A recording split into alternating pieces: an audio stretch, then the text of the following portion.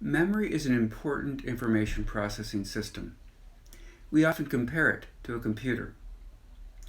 Basically, memory is the set of processes used to encode, store, and retrieve information over different periods of time.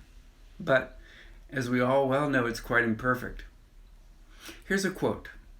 "Remembrance of things past is not necessarily the remembrance of things as they were."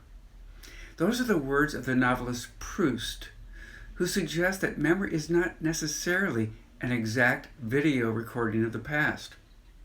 Think of the last time you were stumped on a test question and just couldn't replay in your mind's eye the answer you'd read only just before the test.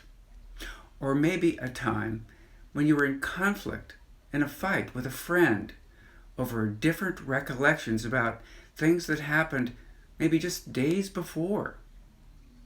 In fact, faulty and even false memories greatly complicate many avenues of society.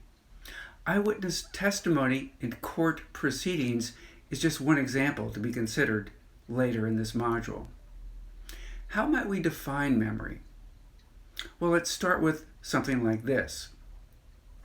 Memory is an active system that receives information from the senses, organizes and alters information as it stores it away, and then retrieves the information from that storage system.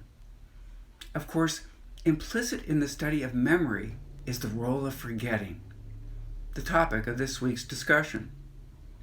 Forgetting is essential, some researchers now argue, because the biological goal of the brain's memory apparatus may not be preserving all information, but rather helping the brain to make sound and survival-based decisions.